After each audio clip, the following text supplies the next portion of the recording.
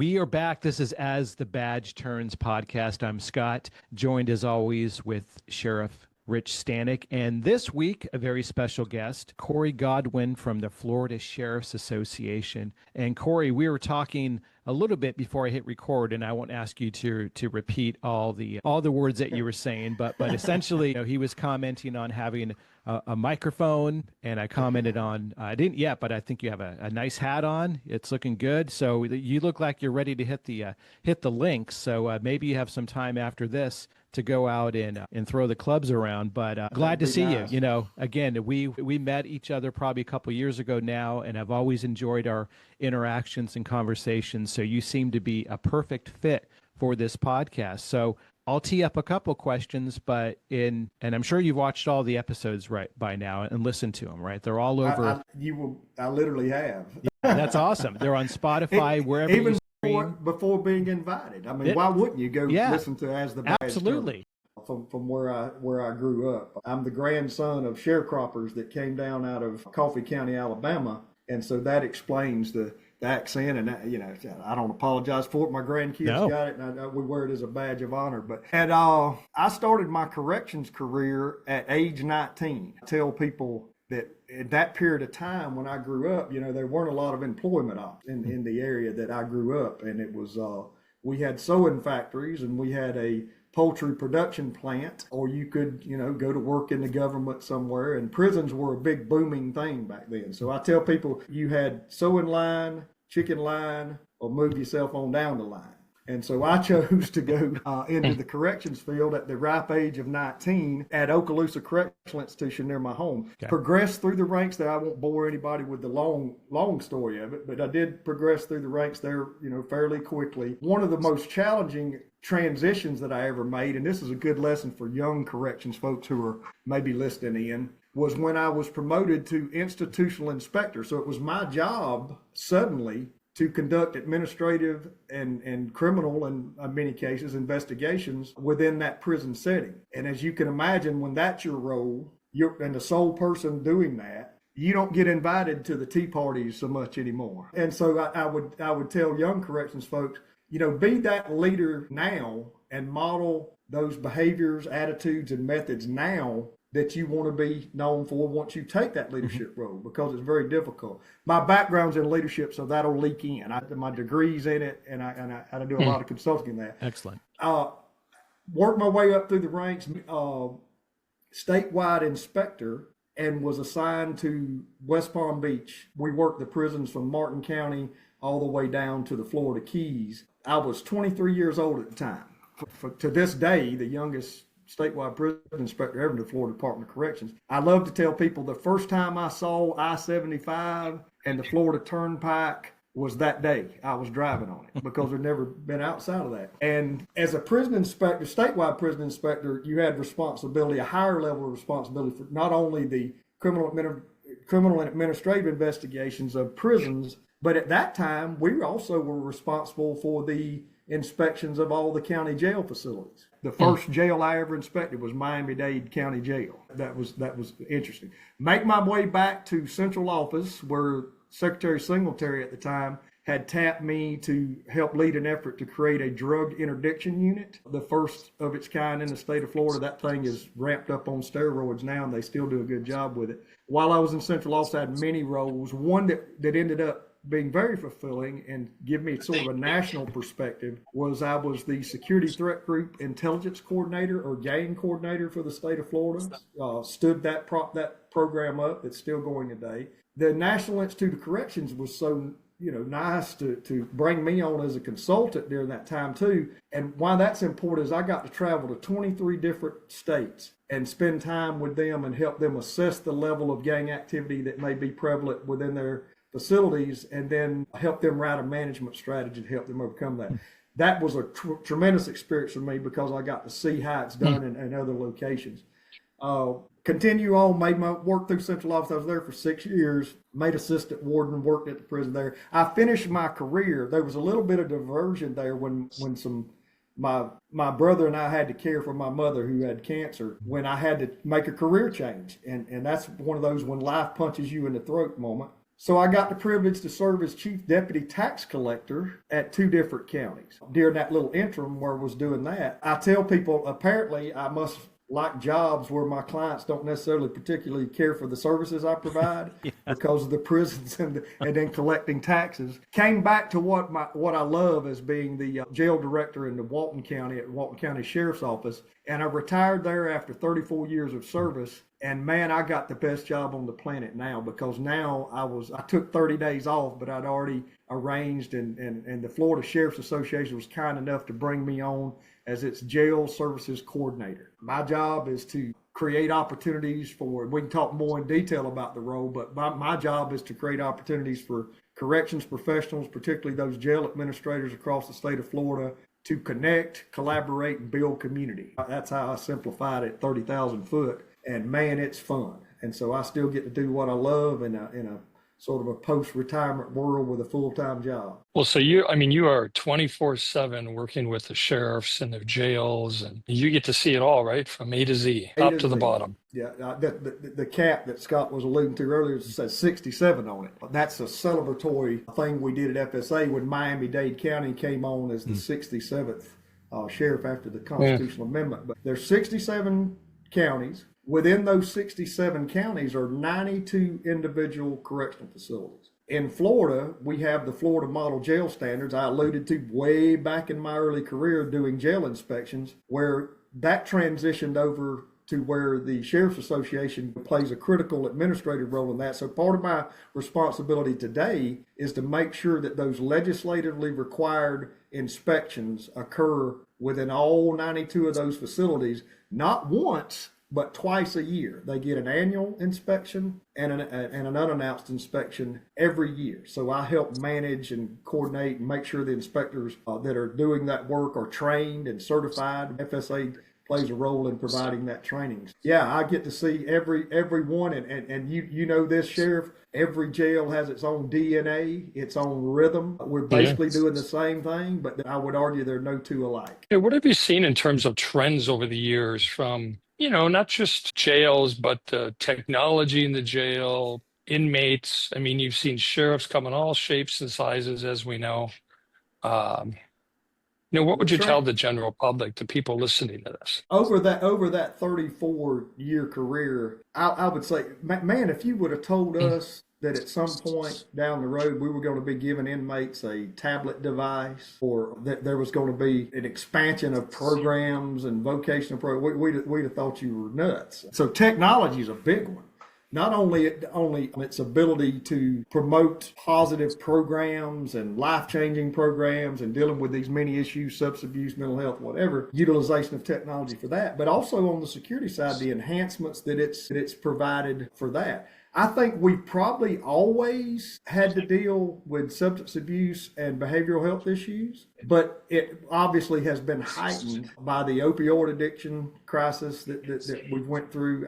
Very few inmates come through the door that don't have a substance abuse behavioral health problem or dual diagnosed with both now.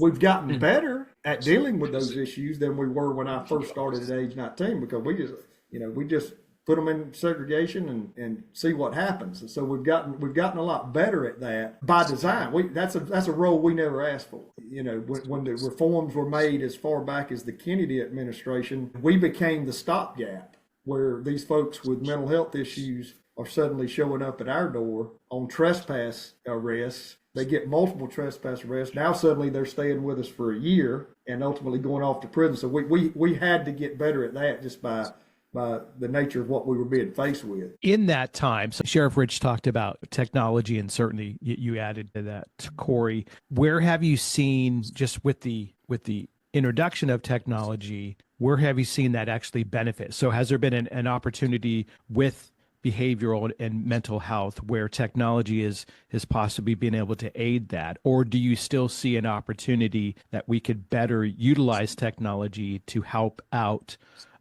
the inmates and, like you said, Most of them are dual diagnosed going into the facility. It's a known issue. It's a known concern. What do you see happening, or what do you feel needs to continue to happen to kind of bridge that gap towards overall correctness? Specific to technology and specific to behavioral health. Again, every jail doesn't have its own. Every jail doesn't have the ability to hire a behavioral health specialist or series of counselors. Technology, at least now, provides for the ability for what we all refer to as telehealth options now, where folks can get that treatment. The tablet, and a shout out to the telecommunications, the inmate communications companies that are out there that, you guys get to visit with at the conferences and whatever. They've stepped up in areas they didn't have to on those tablet devices and provided a lot of these programs and services that are available to that inmate on the tablet that weren't previously there. Long term, what's the future? I'd intended to talk this about some point, future, visionary, whatever. But AI, man, I mean, AI is going to, and I'm talking about maybe mainly on the security side, but it contributes to both, where artificial intelligence and your ability to incorporate biometrics and temperature readings and all of these things within your camera systems and in your pods. I mean, we recently had our second annual jail summit. That's something I started when I first, in the second year I got here, there wasn't a jail summit, so I had one. And then, I said, if 40 people show up, I'll be happy. There were 166 people showed up, so I said, I'm on to something here. Yep. So we had just had our second annual, and I had a group come in that specializes in biometrics. If you've ever been in the airport or got off a cruise ship, artificial intelligence in general and its integration with cameras. And the future, I think, of that and its ability to, picture this, if those cameras are staring at a housing unit in a pod, there becomes a certain norm to what inmate movement looks like. We've known for years in corrections that if you see inmates running and congregating, that's bad. That's a bad thing. Well, imagine a world where this camera system over time, sees what a normal pod looks like, and suddenly inmates are congregating. They're getting in a posture to fight, that these systems would be able to alert and say, hey, something's not normal in there. The ability to read those health, what am I talking? Blood pressure, the fevers, that's where an inmate, a lot of times an inmate, and most of us now have a slight copay. It may only be $2-3 to go to sick call. Well, a lot of inmate, if he's got a choice to go to sick call or buy a honey bun, he's going to opt for the honey bun out of commissary. So he's not coming to sick call. And this artificial intelligence would allow them to pinpoint who that person is. Facial recognition, not allowing, inmates who are co-defendants or keepaways to be around each other. The systems would then be able to tell us that someone's not where they're supposed to be.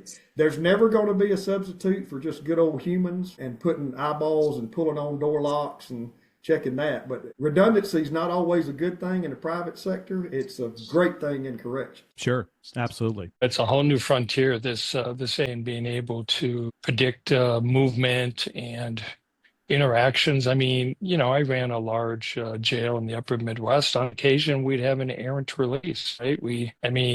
People look alike. You make a human mistake, an error, you transcribe things off paper.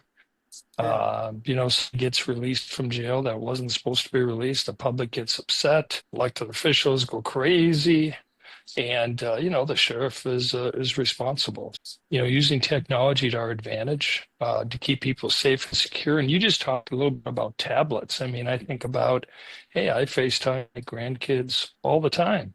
Nobody wants more interaction than the inmates themselves with their loved ones, wives, friends, moms, people they left behind. Some people are in jail of their own demise. Others, they're just waiting out the process. And they want that other human interaction with their family and friends. So I'll pick up from there. I know Sheriff Rich is on the road, so his face, when you watch us on video, his face is there. So the omnipresence of Sheriff Stanek is there. But we get it sometimes. I was talking to a former sheriff in an airport a couple weeks ago, Cory, and I was challenged with making sure all the background noise. But let me tell you, in one of those airport lounges, I never heard that many plates drop. He must have been sitting near the kitchen or something, so it was coming in and out. But kind of on jumping in with what Sheriff was talking about, just the interaction, just your conversation in the last couple of minutes prompted. I'm sure he'll be right back with us. Sure. Prompted like So how far, or does it exist now? I guess educate me, educate our listeners and viewers a little bit. Like, are are the sheriffs, are the jails, are they open now to using that technology that allows you to kind of almost have FaceTime kiosk? Like, is it Oh, yeah. transitioned to that point yet already? Yeah, it's as normal as a set of handcuffs now, at least in our Right. state. And what and I can't we can't talk about this subject without me bringing up what is a potential vulnerability and threat to Rich that moved into the solution. middle positioning. So Yeah, yeah. is as we're I sitting saw that quick cutoff switch you got there under the desk. as we sit here today, there is a ruling that was done by the FCC, Federal Communications Commission, that well intended. The goal was to reduce the rates that inmate families paid for phone call rates. Hey, that's a noble thing, and arguably in my history, those rates probably were too high. But in the previous administration, from where we sit here today, there were drastic cuts made to that, and more. And what resulted from that is the reduction of the amount of commissions that the individual jails and agencies were traditionally getting off of those services. That the only thing that could be spent on is inmate programs, things like substance abuse, addiction, mental health. A lot of the jails were purchasing and buying those items that they needed for vocational training. It's a difficult situation to be in. Now, it's being challenged. There's at least 16 attorney generals that have challenged it. There's been some, obviously, because we're now under a new administration, there have been some changes and appointments and whatever on that commission. But there's a move across the country now with corrections professionals to try to push back and say, hey, we need to revisit this, because what you intended to do to help inmates and their families is going to have some collateral damage on our inability, particularly smaller rural jails. Mm-hmm. I saw at least one jail in Arkansas says, you know what, the price of eggs ain't worth the wear and tear on the chicken. I'm just going to not allow them to use the phones anymore. And nobody's advocating for that. But I did want to mention that's out there. Your listeners can certainly Google FCC inmate phone rates and find out that information. But it's a concern Yep. for all of us now. No, absolutely. And I appreciate the education on that. There's so many rules and regulations just to try to keep pace with it. It seems like, and dare I say, obvious, but not having that connection point with your family. And I get it. If there's different levels of inmate and dependent, and you guys know much better than I do, if certain privileges, if I can use that word, are provided or not, or it's limited. But if that can play a positive role in the overall health and wellness of the inmate, on their families, and if anything, they're looking towards getting out and not just dwelling on, your comment earlier about, people are going to fight, right? All kinds of bad things. Obviously, you do bad things to get to jail in the first place, right? But, can you continue to kind of foster that, or can you help mitigate it by having these programs? And yes, the unintended consequence is it's going to be a dime out of somebody's pocket, right? Let me kind of hit really quick on this topic, and then we'll jump back into it. So the overall one major expense in every jail is medical. Yes. And many jails have, if not all, but many have in-house medical, while some that don't have in-house medical are completely dependent on offsite and dependent on the severity of the case. They're going to be transported. You have officers that have to go with the inmate to a hospital or to an office, provider's office for treatment. For Prime Health Services and Prime Corrections, as you know, Cory and Sheriff Rich, we just got back from a conference in Minnesota a week ago, and we had just recently formed a relationship with Minnesota. So now we're doing outreach. We're educating the counties and the sheriffs and the chief deputies. We had really good interaction. And I say specifically to Minnesota because it's most recent, but Cory, as we've been going to the conferences in the state, not everyone knows that Prime is an option. And this isn't just an infomercial. This is more a matter of being aware of the programs. So if you can kind of speak to a little bit, where some of these programs are going to be completely dependent, if not solely dependent, on county dollars, the jail, the sheriff, the jail administrator trying to manage that budget, you can offset a major set of expense by just having some more control factors within your medical. And there's plenty of examples, and there's other episodes where we talk about, straight savings. Flagler County in Florida, saves $1 million plus up to $2 million a year using our services. I say that solely for the reason that those dollars then can be used for other services like you're speaking to. So take us down the path a little bit, because I know once you came on board, I was excited for, my words, more focus with Prime and the jails and having you as a direct connection. So what's been your experience so far just in seeing where counties struggle with that and getting the word out and using Flagler and others as case study? You told me that exactly, Scott. You have to, and now that's part of our tagline. We have to show them, right? So use them replicate. I love your process mind. Replicate what they're doing, apply that to the other counties, understand why there's differences, and then put a model in place that's sustainable and repeatable, because it obviously works over here. Is it more a matter of effort or focus or overall attention? So what have you seen in that regard? And then how can those dollars be better, or attempt to better use those dollars in programs that are very, very underfunded but well needed? Yeah. The reality is inmate healthcare remains the most uncontrolled expense, unpredictable expense in corrections. Let's start there. That's just a fact. As a jail administrator, it was always not humorous, but frustrating and challenging for me to go sit for the budget hearing with the finance folks, and they would always say, well, what do you think your medical expense budget's going to need to be for next year? It depends. It depends on who walks through that door. As we sit here today, there are 50 to 60,000 inmates that are in custody in county jails in Florida on an average day. Any one of those, let's face it, and look here, they don't build them like they used to. Their health and their condition is poor from the time that they come into the door. So what do you do with that? Well, number one, you better have some sort of catastrophic coverage. In Florida, we have a Florida Risk Management Fund that the Florida Sheriff sort of stood up and did that. But you better have some catastrophic coverage, because in Florida, and I assume it's the same in every other state, at the end of the day, that county is responsible for that for the medical care of those inmates, either sentenced or non-sentenced, that are in that jail at that time. So number one, you better have that catastrophic coverage.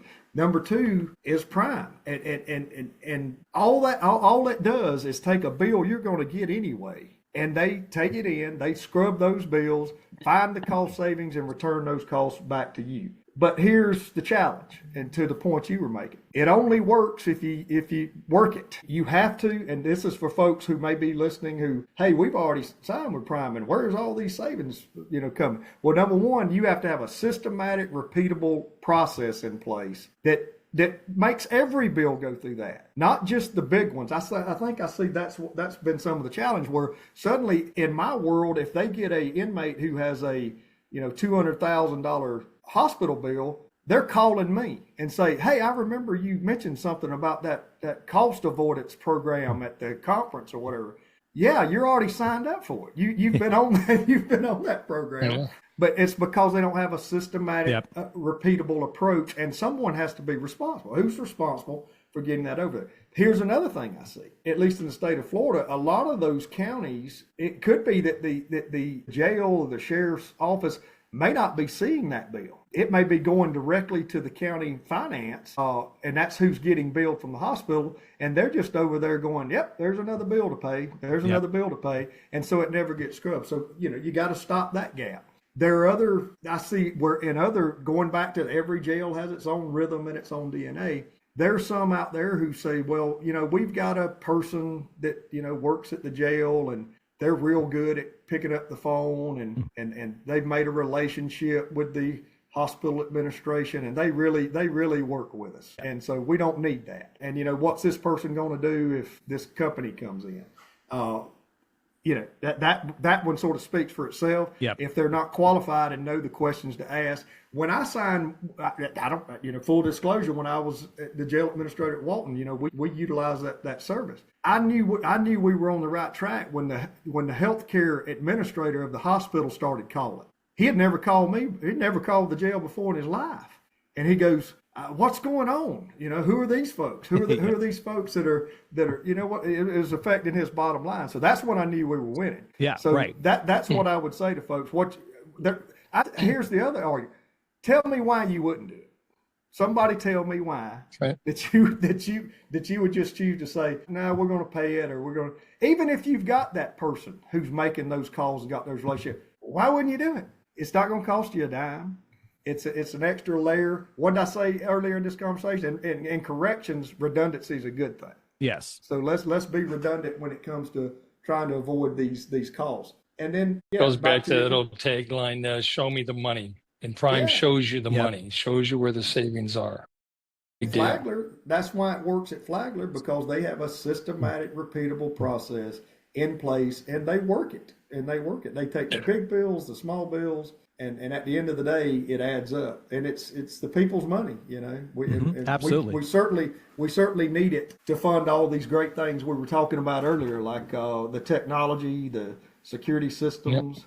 There are people out there in small jails that need these body scan devices that are very, very expensive. Well, this is a way that, over time you might be able to, bank up enough savings to purchase those necessary resources. So obviously I'm a fan. No, and that's appreciated. And again, the intent of this podcast is to really get the message out there as it relates to all things. Right. Understanding what is the current climate in the industry. What do you see on a day-to-day basis? Cory, certainly with Sheriff Stanek, with your years of experience, what you've seen in the past, as we went through on an earlier episode, and I'm sure we'll revisit in the future to dig more into your history, but also looking forward. So Cory, you gave us some of your background. You gave kind of current state. I've met many individuals, and I eventually, I guess, need to get to the point where I can retire and then start another job that you're even more passionate about. So the one thing that I've seen consistently, and it's not just a Florida thing, because we had Steve Casey on here a couple weeks ago, and I kind of jokingly said, I go, if you're 65, then I'm 85, because he doesn't act that way, right? He has so much just love for life, right? And not jokingly, but so appropriately, he's talked about he's now in chapter 3. So I can kind of see some parallels, Cory, where you've had your career and now you're into this next phase. I see many, many years ahead of you. And again, I love your energy. I love your spirit. I'm always inspired just meeting with different individuals, which is one reason of doing this show, is it helps my kind of mental awareness and wellness overall as well. So for you, where do you see Cory, but then also where do you see corrections in Florida, but also around the states? Because you traveled, in your past lives. What things do you still want to accomplish that you're either on the verge of or you're setting to take steps towards? Well, the lesson for everyone out there, now I teach this when I talk about leadership, but it also relates to your career goals. Look here, according to medical science, we've been talking a lot about medical. According to medical science, you got about 80-something summers. Yeah. Now you got about 80-something summers to figure out what you're going to do or what your legacy is going to be. Well, a life is not going to ever be celebrated by accumulation. So what I'm trying to do, and what I've tried to focus on in my career, and it pays off, it gives back, is I want to be a person who seeks opportunities to serve other people, to help you win, to show up at work and seek an opportunity to serve the person working next to me or down the hall from me with no expectation of anything in return at any point ever. And so what I'm looking at, what gets me jacked up is impact. And the difference between the previous role that I had and now this one is I have a platform now, thanks to the Florida Sheriff's Association and Executive Director Mac Dunnigan and my boss Logan Lukow, who give me that freedom. They allow me to just run around and say stuff like, what if? Wouldn't it be great if? And when I go to them and say, hey, I'd like to have a jail summit. Okay, tell me what you're thinking about. I'd like to do this. I'd like to survey all the jails to find out who's not doing medication-assisted treatment so that I can specifically target them in terms of education and programs, and if it's funding they need, how can we seek funding? I want to create these opportunities. I want to create a connect community, a discussion forum on our website so that these jail administrators can have a constant conversation with one another. That's what gets me fired up. And another part of that is on the inmate side. In corrections, I used to teach this to my staff, and sometimes they would bristle at it. But look, that inmate is a customer. And not only in our world is he a customer, that inmate is a product in terms of if we were looking at it from a private sector standpoint. And so how well are we serving that customer? Now, granted, if they're disruptive or whatever, we've got mechanisms to deal with that too. But we also need to be about the business of building better people. And so sometimes my staff would get frustrated and say, well, this inmate went through this program and we spent all that time, putting them through the residential substance abuse treatment program. And my Lord, here they are coming back or whatever. I said, listen to me. It ain't our job to fill their cup. It's our job to empty ours. So keep digging, and maybe we're going to put a little dent in the universe. And at the end of the day, we're going to be doing the right thing. I still, now that I've left the jail administrator world, I still get contacted by these folks saying, man, I'm so glad you put me in that program. You made me go to that program. And we've done so much better as a result of it. And to see families and lives, put back together. Those inmate families, members, they're a customer. They've not done anything to be in there. You talked about the communications and the importance of contact with family. Well, yeah, there's no question that helps reduce recidivism and helps that inmate's quality of life. And how about this? It makes life livable so you don't have to deal with the suicide rates that are going on in the jail.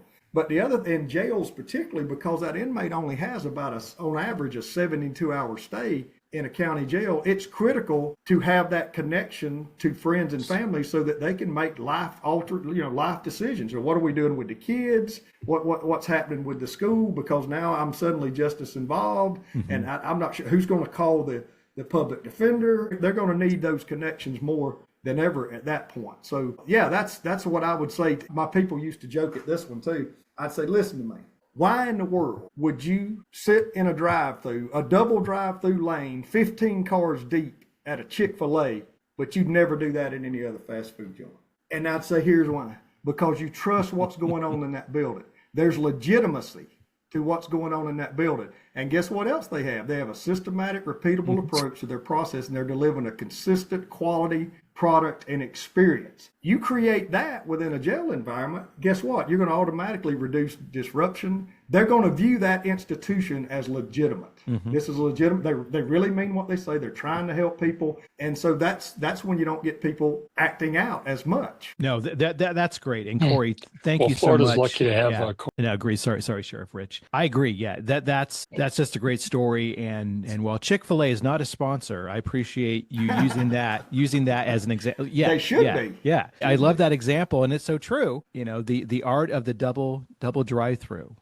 But yeah, it's that repeatability. So same thing. If you put some repeatability, you put some consistency, your expectation becomes kind of in line with that. And there's something that you said, and I kind of just wrote it in my own words. And before I say it, I'm just gonna, open up to Sheriff Rich if you had anything else you wanted to add before we dip out for today. Sheriff? Yeah, I just want to thank Cory. I mean, Cory is the consummate professional, right? People in Florida respect him. The sheriffs love him. He does a great job. He works with folks like us. I get a chance to work with sheriffs all over the country. I always come right back to Florida and Cory's expertise and knowledge. And, it's hard to replace. And so keep doing what you're doing, Cory. Whether you're on chapter 2, 3, 4, 5, wherever you might be in that journey, you're doing a phenomenal job, and we appreciate it. Thank you, sir. That's very kind. And I'm looking forward. The National Sheriff's Association is going to be in Fort Lauderdale this year, and I'm going to be down there. So I look forward. If any of you guys are listening that are planning,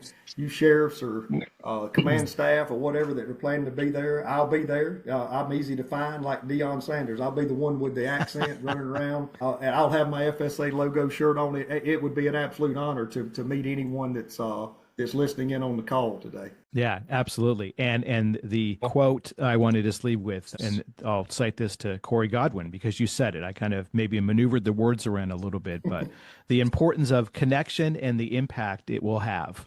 I think that really kind of sums up that this is about connection, this is about purpose, this is about process, and again, have an impact, have a purpose. As science has told us, Cory, and you repeated it today, most only have, if they're lucky, only have 80 summers, right? So don't let those seasons pass and wonder, why didn't I do it? And I think that's it's an awakening for many, but also it just really shines a light on how precious time is and how important it is to do what you can each and every day to make an impact. So for this week, as the badge turns, I thank you very much, Cory, for making the time. It was a pleasure. This went beyond my expectations. But let's do it again. We will do it again. We will do it again. We'll talk. What I really get fired up about, anything looks like organizational performance, leadership, culture, team building. We can do some of that. We will do all of that. So consider it a date to be booked in the future. And again, if you're playing along at home, I want everyone to, he said it earlier, I think we're recording. So while it's not Where's Waldo, it's Where's Sheriff Stanek, because he is canvassing the globe week after week. But he's here by the power of technology today. County, Wisconsin today. Yeah, so you just said it. So if you're listening in, you can submit your guesses, but he told you, so it should be an obvious answer. But as always, we appreciate everyone's time. We thank you so much for tuning in. We hope this show is impactful. We hope this show is providing some additional information to you. You can find us anywhere, like I said, where we're streaming. You can click on the links. You can leave comments. We're continuing to book out guests. It'll be hard to beat the guest after today, Cory, but we'll continue to book. Again, like I said, we're putting out episodes as quickly as we can. Find us on YouTube for all the visuals, on Spotify, YouTube Music, Amazon, Apple, anywhere you stream. It's all over the place. Maybe some merchandise coming soon, so you can sport a koozie or a cup or a sweatshirt, or maybe Cory will have a As the Badge Turns hat on in the future. But until then, we thank everyone for the time. Cory, Sheriff Stanek, thank you. And until next time, As the Badge Turns, have a great day. Hi, guys. Hi, I'm Scott with Prime Health Services and Prime Corrections. And when I'm not hosting with Sheriff Stanek, I wanted to take a few moments and talk about our offsite inmate medical cost containment solution. So if you're running a jail and you have to take an inmate off-site for medical treatment of any type, have you ever paid full bill charges for that expense? Hopefully not. But if you have, let Prime help you out. So what we do every day, we receive many bills. I'll give you one example of a bill we just processed this week. This was for a county in Florida. This was for an air ambulance treatment. The total bill, $53,256. Through our scrubbing process and negotiations, we were able to reduce that bill down to $8,447.26. That's a savings of 84%. So if you are looking to save on your offsite inmate medical expense, contact Prime. You can reach us via a link below. You can also send an email directly to corrections@primehealthservices.com. That's corrections@primehealthservices.com. Let Prime show you, and let Prime help you save money. Thanks, and have a great day.